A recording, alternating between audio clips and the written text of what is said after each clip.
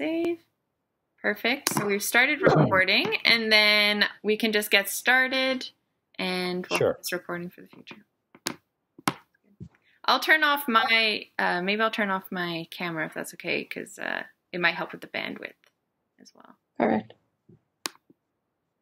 Okay, go right ahead. Okay, perfect. So just first off, I'm going to start by introducing you, Paddy, and then I'll introduce you and tell you a little bit about myself as well. So Paddy, as we all should know, is the host of the VOCM Open Line talk show for over a decade. Prior to his career in radio, he was a co-host of Rogers TV magazine show Out of the Fog. Outside of media, Paddy has worked in the hotel and oil and gas industry on the business side. So, Paddy, today we're going to be reversing the roles as I welcome you to Memorial University's LaunchForth Leadership Series, MUN's version of Open Line. My name is Catherine Divitt, and I'm entering my second year at MUN, pursuing a joint degree in political science and biological chemistry. I'm a first year, this is my first year as a Memorial Ambassador, and this is my first official duty. So I'm super passionate about gender equality and youth engagement.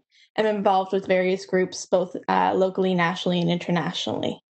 So that's a bit about me and a bit about you to get us started. So welcome. Well, thank you very much. And I'm either congratulations or sorry that I'm your first official duty.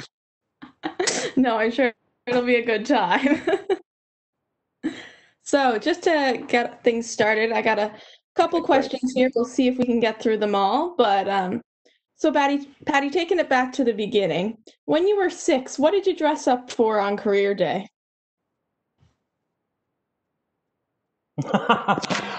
Career day when I was 6 years old, so I'm in grade 1. I don't really know, but back in those days, like many people, my hero was my dad. And my father was a suit and tie professional man. And so we're talking about in the 70s. And that was pretty much strictly business attire. So I remember him in a 3 my hockey equipment, because either one of those, I wanted to be a hockey player like most of my buddies, right? But career day outfit, I'm just going to guess it was one of the two. I can't be sure. All right, I see. Very, very good. And when did that change? Do you remember that ever changing, or you still deep down want to dress up like that on your career day? No, I'm wearing a bit of an Aloha Hawaii type shirt here today, which I actually wore to work this morning. So my suit and tie days are behind me for the most part. But insofar as, I think one of the questions early on in the list that I was given by Shannon or Haley or stuff, I can't remember, was, it's kind of like, what did you want to be when you grow up? Is that sort of the theme we're on here now? Yes. Well, like most kids, I probably flip-flopped around about what I really wanted to be, depending on which way the wind was blowing or depending on which way what season we were in. In the wintertime, as we suited up to go to O'Hare Arena to play hockey, I wanted to be a hockey player. And then maybe a police officer. My father served time in the RCMP, and prior to 1949, he was part of the Newfoundland Constabulary. It's one of my favorite pictures that was on the mantle growing up and continues to be on the mantle here in my home today. But ultimately, when I got a little older and had a little better feel for what I really thought about what was going on, I wanted to be Bob Cole. I wanted to be on Hockey Night in Canada. I grew apart because I knew full well that I wasn't the hockey player required for that sort of professional status. But I listened with great interest and intrigue to the Danny Galvins and, of course, Bob Cole being one of our own. I listened to Bob, whether it be on the radio or watching television. He'd be calling the game from the Maple Leaf Gardens in the gondola. I wanted to be the next Bob Cole. I really did. One of my prized possessions, if there's such a thing, is I have a 2-album piece from the 1972. The grooves out on that record, listening to it. So if I had to be honest about what I wanted to be when I grew up, it was Bob Cole, radio broadcaster or television, especially in sports. Amazing. I love that. So and it kind of came back when we worked at Rogers. Sorry to interrupt. When we worked at Rogers, we actually covered the St. John's Maple Leafs and the St. John's Fog Devils, covered some senior hockey, and I actually got to call a couple of games. And, I had a little bit of success or taste success in broadcasting. But the first time I set foot in the booth to actually call a game, I was a little bit overcome. So it was kind of one of those dreams comes true, even though it was only briefly. Oh my goodness, that is amazing. So to bring it kind of back, because this is a leadership series, we're going to start with another question of What does leadership mean to you, Paddy? If you were to define that word.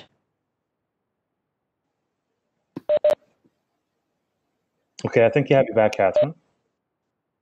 Yeah. So the question is, what does leadership mean to you if you were to define that word? I read that question and I've thought about it. Leadership can come in many forms. You know, many people will think that the leader has to be the person in charge. That's the leader. That's the only person who's in a position to lead. When I think that's deeply flawed thinking, to be honest with you, you can have a little working group, a little subset in your office.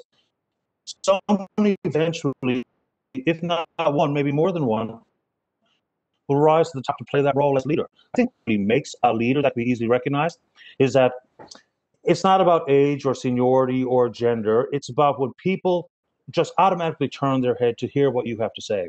And then most importantly, I think for what makes the best leaders out there is that they give everyone else around them the feeling that they've been empowered, that they're part of the decision making. Their input, their perspective is important.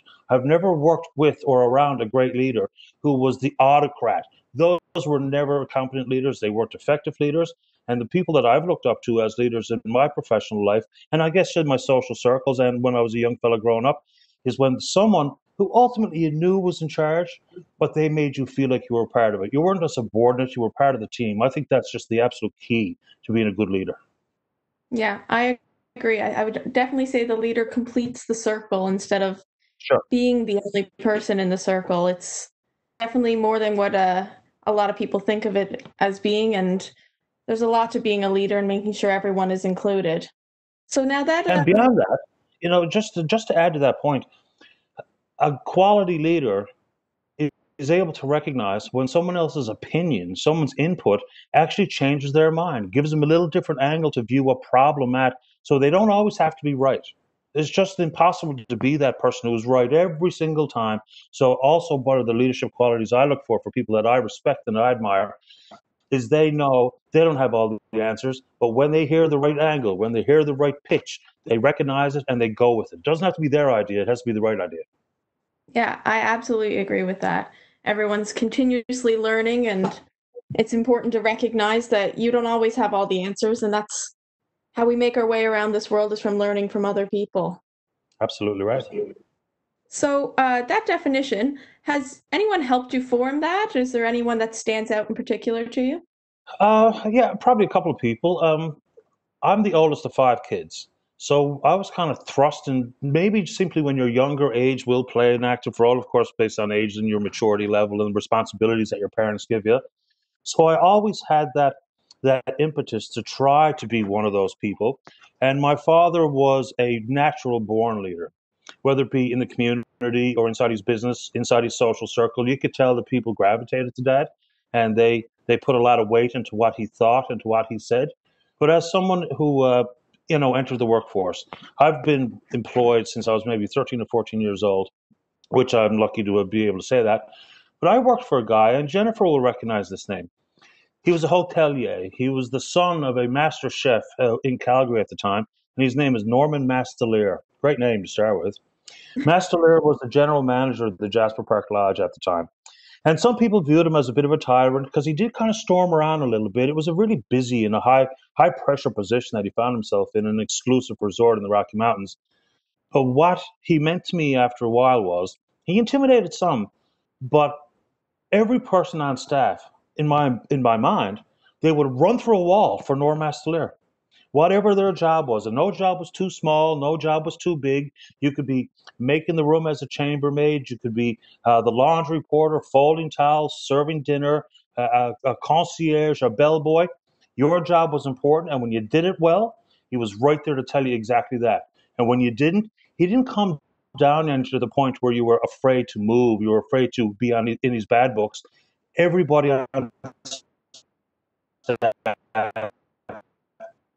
wanted to do everything they could to improve a guest lodge, because that's how he made you through the lobby. You couldn't be intimidated because there was the GM, but he knew your name, and if he knew you were doing a good job, he was happy to tell you. He put a lot of independence and people's gut instincts and knowing what was right on behalf of a guest. So I really thought that Norm Mastelier was one of a kind on that front. And of course, in the more recent years, working for John Steele. Do we still have you? I don't know. Catherine seems to have gone from my screen here, unfortunately. I'm glitching Are you out. still there, Catherine? I'm here. Can you hear me? Yeah. Okay. Yeah, absolutely. I just wanted to make sure we were still both in the fold. So in more recent years, I have to say, and don't tell him I said so, but John Steele. Steele, man, I tell you, he's exactly that guy as well. John do as a leader is that he would hire people to be in different portfolios, like a program director at HITS or a K-Rock or VOCM, sales, and he let them do their job. He let those people who ran individual departments, right from the newsroom on up, if he hired you, he thought you were the right person for the job, he let you do your job.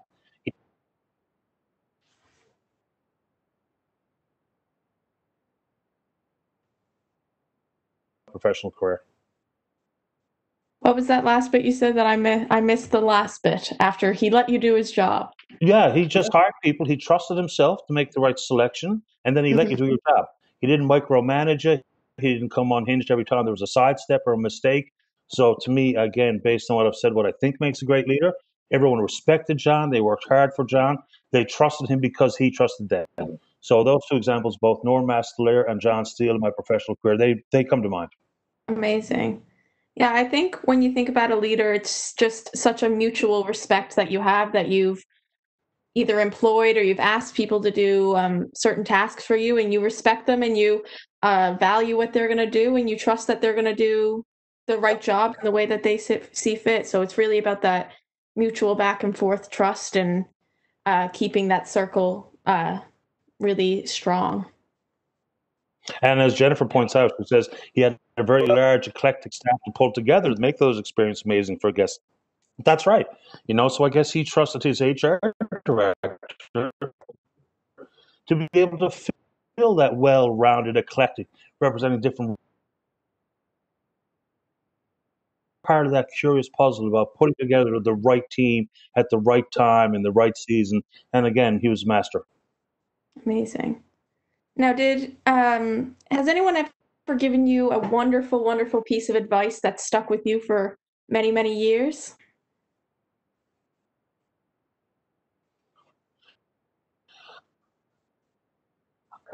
You're breaking up a little bit, so I'll let you restart the question because you are breaking up a little bit. Sorry. Okay. Has anyone ever given you a huge, life-changing piece of advice, or any wonderful pieces of advice that someone has given you in your lifetime? I gave this a lot of thought. Identify one nugget that someone told me, and that was it, the eureka moment. I'll never forget it, and I've guided myself by it since that day. It's probably a combination of things and different people that led to this one theme that I've kind of tried to stick with. So what I do for a living these days is I'm doing live radio. I don't know what's coming until I press the button. It can be daunting, it can be exciting, it can be frightening or exhilarating all at the same time. So one of the ways that I've kind of wrapped around different pieces of advice is to don't be afraid to make a mistake. Everyone who just is going to go to the nth degree, sleepless nights, stressed to the max for perfection, when perfection is fleeting at the very best of times. So if you trust your gut instincts, you've done the work, you feel like you've done the best you can to prepare, don't be afraid to make a mistake. And I think that was part of my professional life now, even back to when I was an athlete playing hockey, say, for instance. If you were sitting on the bench, worried about going out and making a mistake, giving up a goal or whatever, guaranteed that's what you're going to do, because that was what on the front of your mind. You thought, oh no, I can't do this, I can't make this mistake. Next thing you know, it's the very first thing you do when your skates hit the ice. Same thing for me now doing live radio. If I went in there fearful, I would be stumbling and bumbling and blowing it every call, every show. So I think, the culmination of different tidbits of advice is just don't be afraid to make a mistake. No one's perfect, and that's why you surround yourself with good people, you do the prep work, and then just go for it, because everyone's trying to do a good job, so trust that you can. Amazing. And do you think that your career in radio this outlook has really given it more of an authentic segment, or do you think being more prepared and being very anal about different parts is important as well? Good question. I think it's probably allowed me to be who I am. because what you see is what you get, for better or for worse. Like, I don't have a radio voice that I put on at 9 o'clock, and I don't put on airs. I've got character flaws. I've been well known in the community for a long time. So if I pretended I was someone I'm not, I'd be caught out in a heartbeat. And then, of course, all that authenticity and any bit of integrity goes by the wayside. So I do think, yes, probably, because, I'm comfortable in my own skin. I'm not cocky, I'm confident. I put in the effort, I put in the work, I trust myself to do it. And when I make a mistake, I admit it and I move on.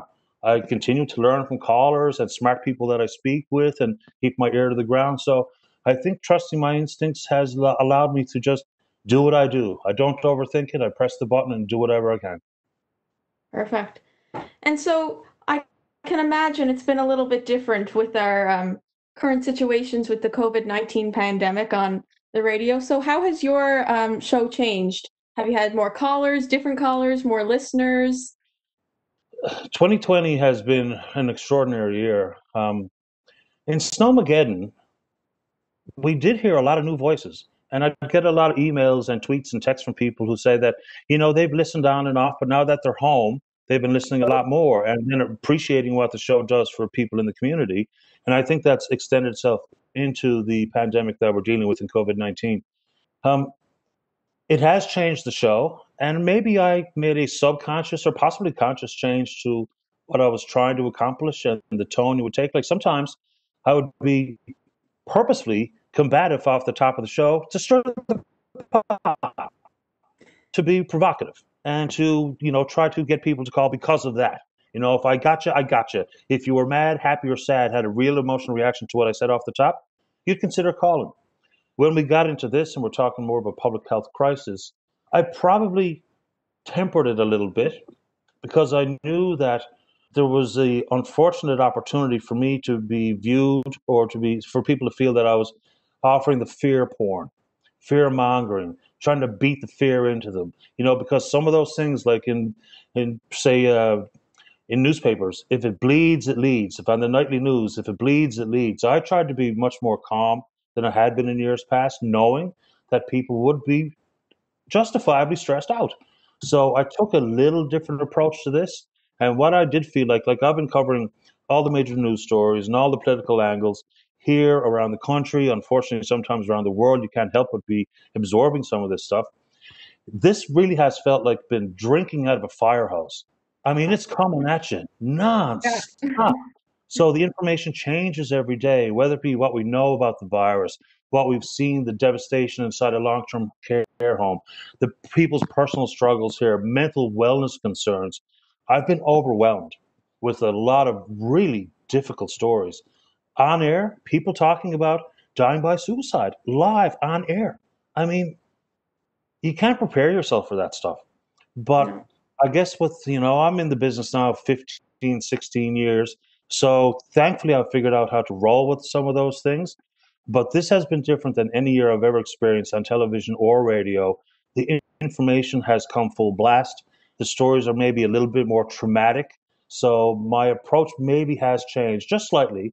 And like I went back to say that I am what you see. I still am. We all have different levels and different gears we put ourselves in.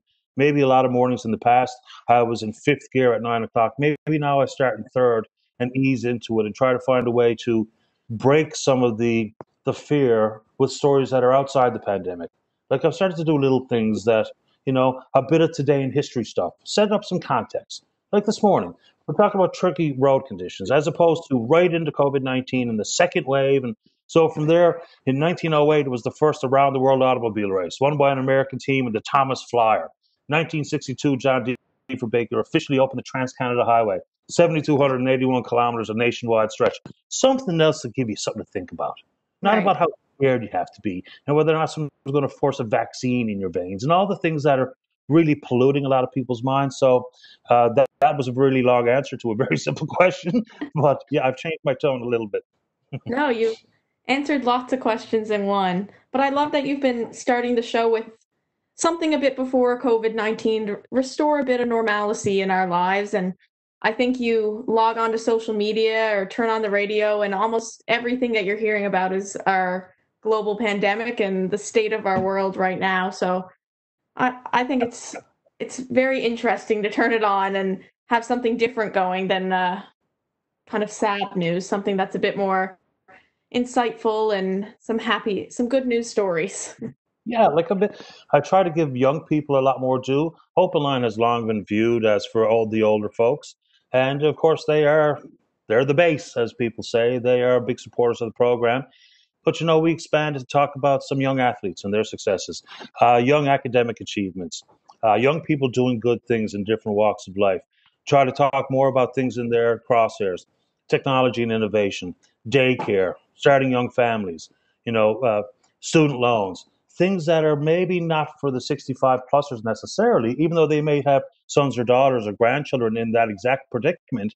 But there's ways to bring more people in just by broadening the subjects a little bit.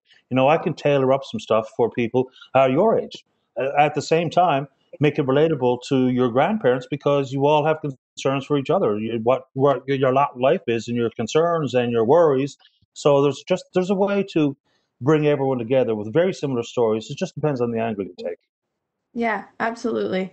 And I think that's one of the big lessons that has come from COVID-19 and the pandemic is how interconnected we all are, depending on where we live in the world and different age demographics and our interests. It's all kind of narrows down and comes into a main theme for our world, which is very interesting and a good realization for the world to make at this time.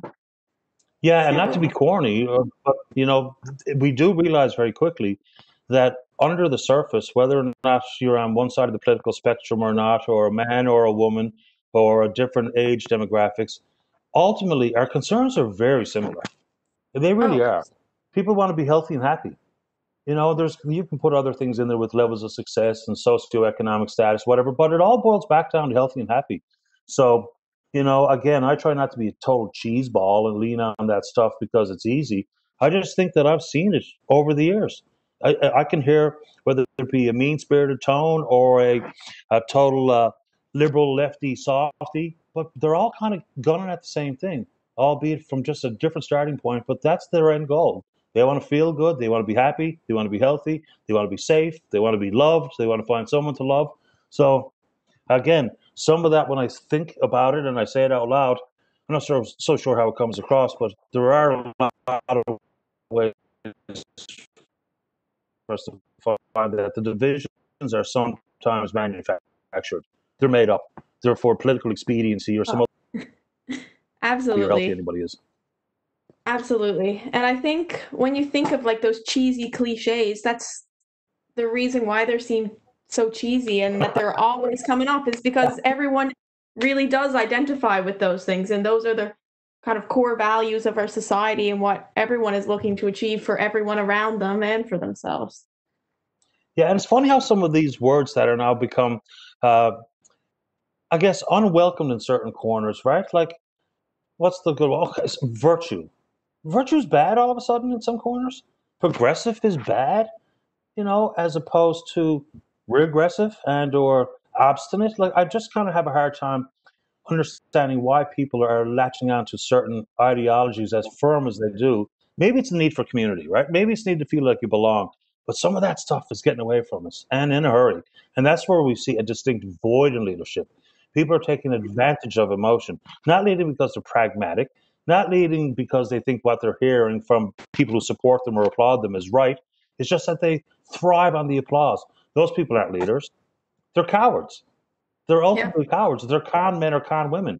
If that's what fuels your fire, you're not a leader. And I mean, maybe we're taking it much too far to the political realm here, but politics governs our everyday life, whether we like it or not.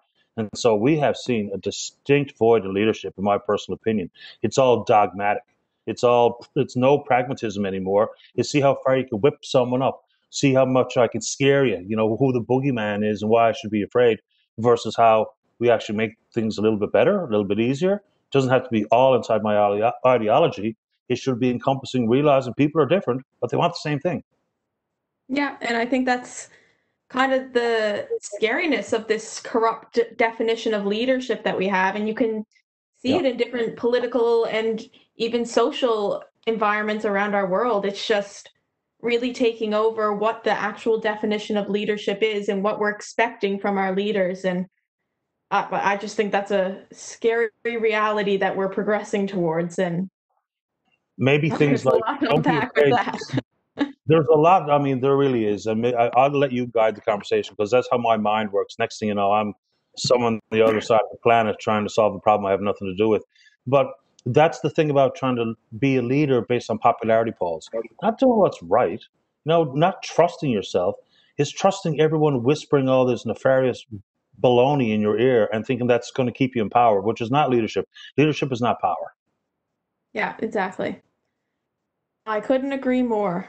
So, on that, hard decisions have to be made. So, how do you go about making hard decisions, and who do you turn to for advice?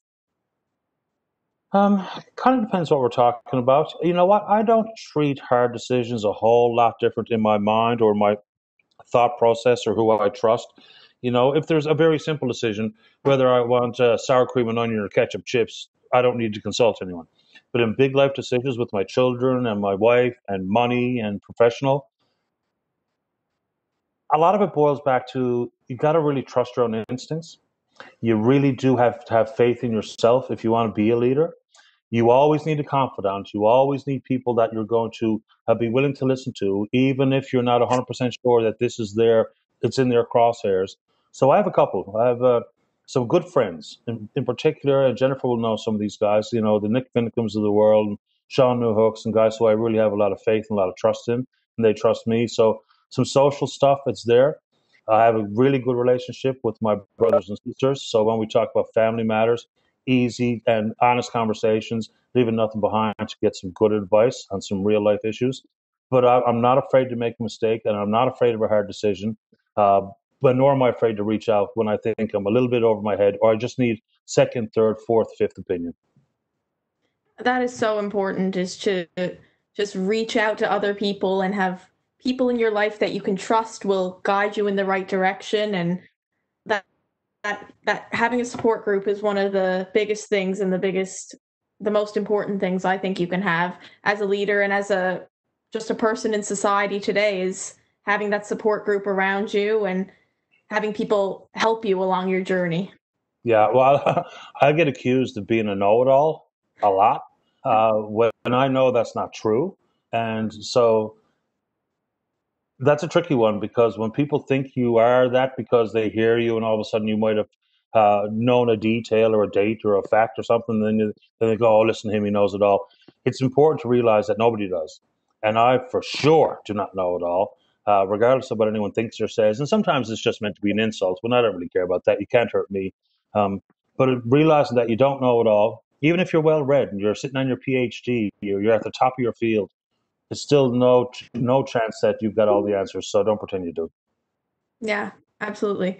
And that kind of answered my question, but my next question. But what is something that people always get wrong about you?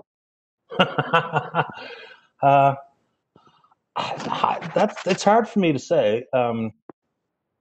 First impressions are a real big deal, right? Oh, And yeah. so what do people get wrong about me? Well, I'm a big tall guy, and some people think that maybe I'm purposefully trying to be intimidating with my walk and this and that. Apparently, I have a distinct gait to my stride. I don't know. So people think I'm aloof or whatever. But I think Jennifer and everyone that actually really knows me, I'm the furthest thing from that. I'm the most normal, sometimes boring old kid that you could ever meet. I try to be extremely friendly, but some people initially just don't think I am that person. I don't know why. We don't always really know the air we give off to people, but I think people genuinely think that I think I'm too good for them, or I'm too smart for them, or I'm too this or that. When my God, that is just beyond ridiculous. I talk to people from all age groups, and put it this way. I have the same core friends I had when I was 5 years old. So we haven't changed that much.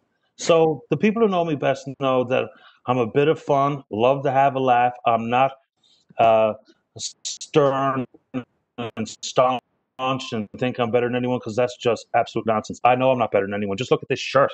How could I possibly think I'm better than anyone and wear this particular Aloha Thomas Magnum number? Anyway, I don't know. Does that answer the question at all? Yeah, that's great.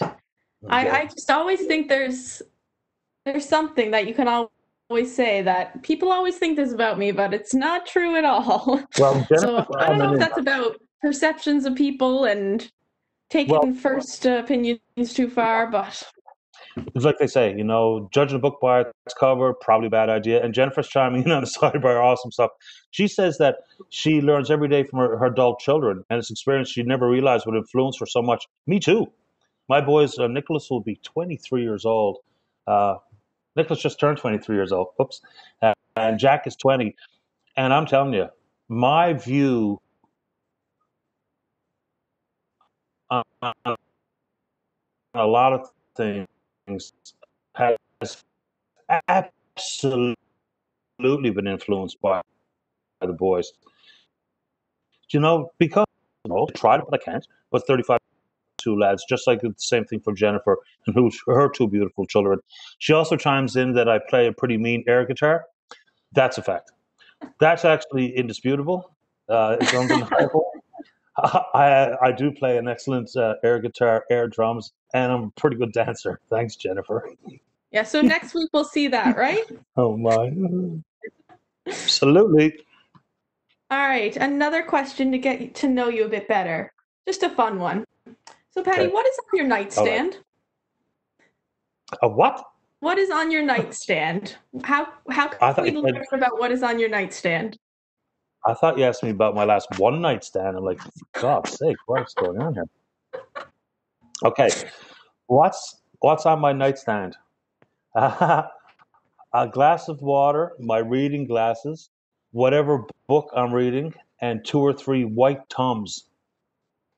Perfect. All the essentials. Pretty much. I'm kind of a clutter-free guy. I'm not very tidy. I do use the chair in my room as a bit of a closet or a hat rack. But no clutter.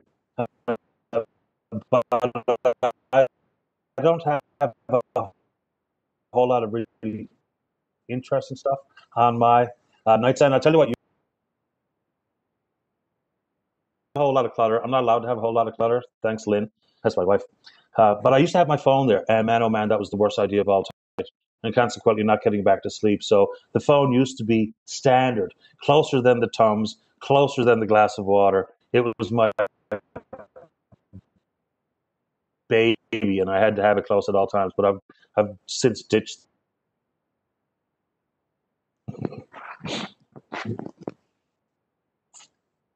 I think we may have lost Catherine.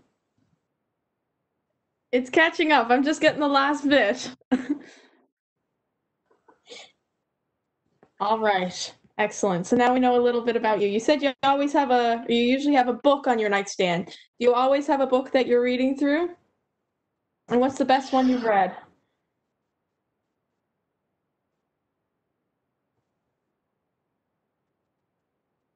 I try to read. You know what? I used to read a lot more novels than I do currently. I find myself a news junkie. I really do. Like I subscribe to, I think it's 11 news of them from cover to cover every day. Maybe some of the international news, a bit more headline skim. National news, especially all the opinion pieces. So I read newspapers from sun up to sundown most every single day. I do subscribe to a couple of magazines. In the realm of reading books, I'm reading Small Game Hunting at the moment, and it is knocking my socks off. It's an absolute masterpiece. Excellent. We'll have to check it out. Yeah, absolutely. Highly recommended. All right. So, Paddy, take a snapshot of an ordinary, really joyful moment for you. Something that happens almost every day that you just love, and share it with me. 12 o'clock. When the show is over? No, that's a joke. I don't like that at all. Something happens every day, and again, sometimes people might not realize that I'm probably a little bit more. Well, I hate admitting this now. This is going to be played for the masses. I'm probably a little bit more emotional and maybe a little bit more soft-hearted than people realize.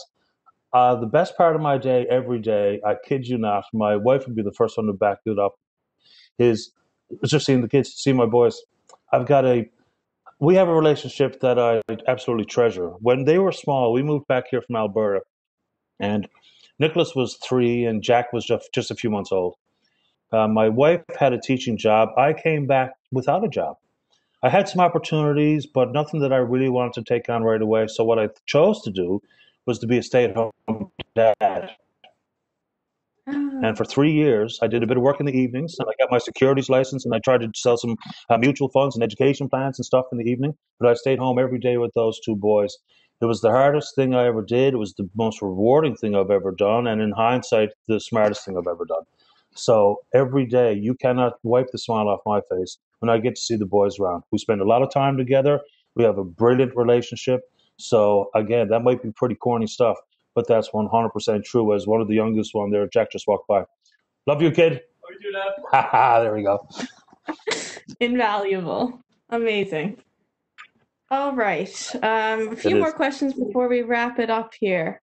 Let's see. What is the most recent thing that you've learned about leadership that has really resonated with you?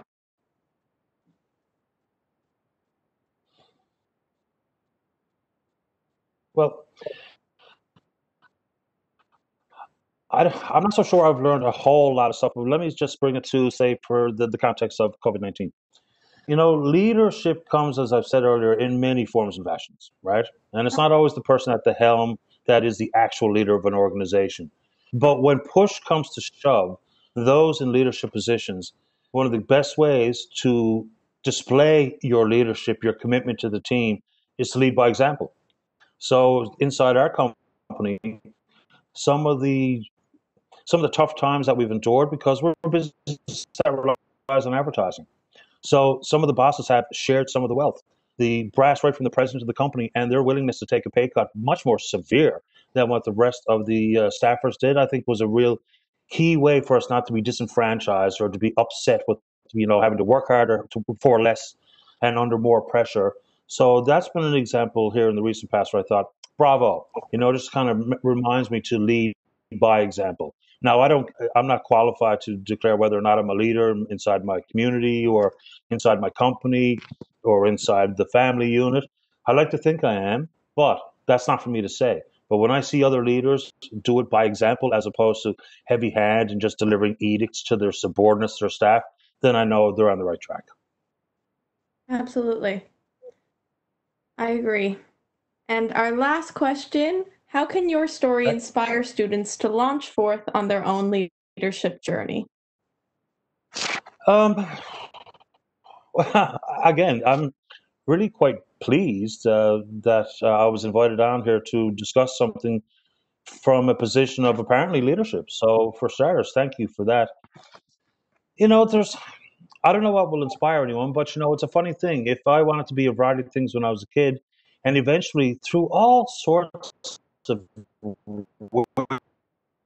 weird, around different corners and taking different life paths, I kind of ended up where I wanted to be. However that happened, I'm not entirely sure. So I'm not just saying follow your dreams, blah, blah, blah. But it's a funny thing. If you do think that you're suited for something and you give it a shot and you give it a chase, then it's probably going to be out there. But one thing I would like to add to that, and I know this is not the be-all and end-all, and the world, we're all very connected, and we do rely on our devices like we're doing today, and my bloody iPhone, which I hate and love at the exact same time. To be a good leader, though, there's all these different qualities that are required. But my one recommendation would be, and this is a difficult one for many people, is take on every opportunity you can possibly get your hands on to speak in public. No matter what, you have to be an effective communicator to be an actual effective leader. So it's one thing to be able to write a blog to surf around to the email address, the emails inside your company. It's one thing to be able to speak in front of a staff meeting with people who are looking to your foresaid guidance or leadership. But if you're an effective communicator, it gives you a real chance to be an effective leader. Now, it's not to say that if you're unable to stand up in front of a large group of people at a charity fundraiser or what have you and speak, that's not the point. But your effectiveness as a communicator will give you better opportunities to find leadership positions and leadership roles for you. So I just want to throw that out there, that I think that's going to be key. And it's also going to be probably more intensified because it's becoming a lost art. People are relying on typing. people are relying on being able to be in these individual or solo situations, which is much less pressure than standing in front of, say, a lecture hall at Memorial University. So when less and less people will be inclined to want to take on what is, for some people, their ultimate fear, I think shove the fear aside. And you know why? Because everyone sitting there listening to you, 99% of them won't have the guts to get up and do the speaking that you're doing. So take every bit of public speaking, either training and or opportunities. It'll pay off in spades.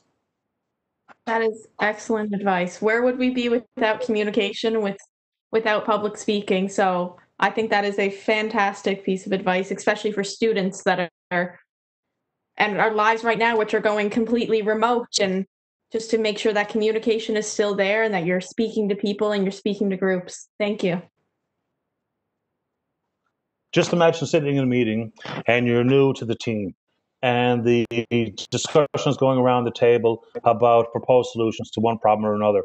And you know you got it. You know you got it. You got it right there on the tip of your tongue.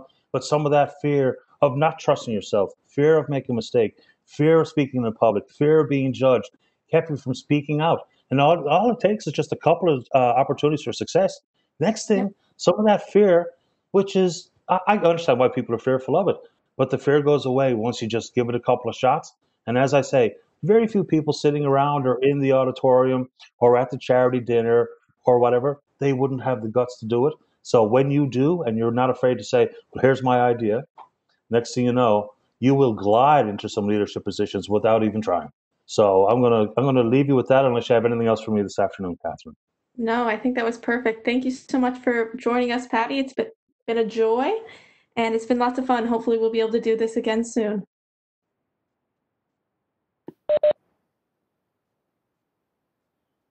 Can you hear us? Catherine's breaking up on my end. I'm not sure. Well,